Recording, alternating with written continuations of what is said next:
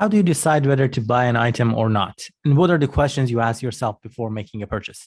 The answers to these questions are linked to your deeper belief about money. How you feel about money and how much debt you take on is linked to how you define your needs and wants. Take these two examples. Joanne feels that everything she wants is a must have. Not only that, but she wants it now. Joanne knows that she doesn't really need all these things, but she gets caught up in the desire to have and the pleasure of buying. She doesn't fully understand the implications of spending and borrowing. Unfortunately, Joanne may be more likely to get into trouble with debt. Jane, on the other hand, understands the difference between the things she wants and the things she really needs. She knows that the things she wants are nice to haves, not necessities. Even though she sometimes splurges on impulse purchase, she usually is willing to wait until she can save up to buy the item. She knows that spending and borrowing have consequences. Jane may be more likely to handle debt well as a result of that. Are you more like Joanne or Jane? Remember, borrowing money is neither good nor bad. Credit is a tool. As with all tools, whether it is positive or negative depends on how well you handle it. Some of the pros of using credit or debt include you don't have to wait to save up the money to buy or do what you want. You can achieve your goals sooner. You can also build a positive credit history by using debt responsibly. This makes it easier to borrow in the future, perhaps for bigger and more costly goals. It also allows you to pay for unexpected expenses such as car repairs. Some of the cons of using credit or debt include you have to budget for regular repayments, interest adds up to the cost of the debt, having to repay a loan limits the amount of money you have available now and in the future for other goals or needs, and if you don't repay loans, it will result in a bad credit history, making it more difficult to borrow in the future. Although there is nothing inherently right or wrong about borrowing, financial experts often distinguish between good debt and bad debt. Good debt is an investment in something that creates value or produces more wealth in the long run.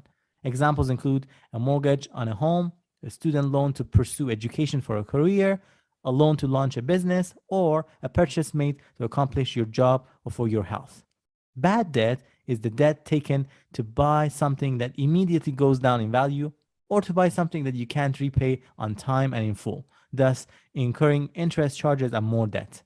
Some examples include charges on store credit card at a high rate of interest, a personal loan to pay monthly expenses, or anything you don't really need or that is not really useful. Keep in mind though that a debt may be good or bad depending on the circumstance. For example, a mortgage is usually considered a good debt because it's an investment in property that is expected to increase in value, but it could be a bad debt if you can't afford the payments.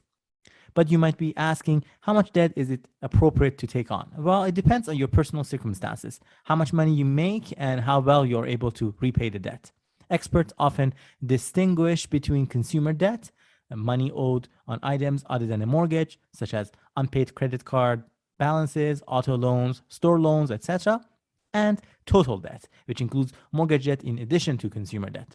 As a general guideline, your consumer debt payments should add up to no more than 15 to 20% of your gross monthly income before taxes. And your total debt payments should add up to no more than 35 to 40% of your gross monthly income before taxes. Note that these are lenders' guidelines, so you may be more comfortable with a lower debt ratio depending on your circumstances.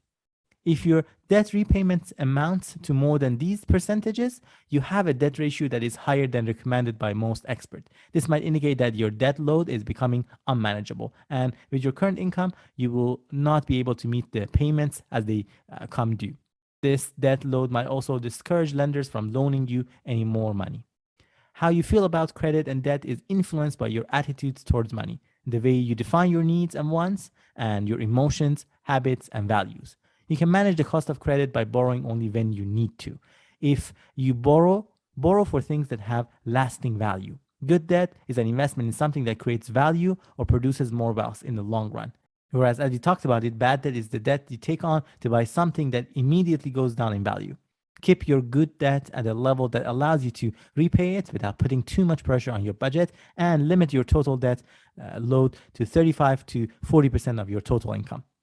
This video is developed based on the educational materials from Module 4 of the Financial Literacy Program by Financial Consumer Agency of Canada. This program is a comprehensive learning program that provides basic information and tools to help adults manage their personal finances and gain the confidence they need to make better financial decisions. You can learn more about this program by visiting the following link or searching for it on canada.ca for more information.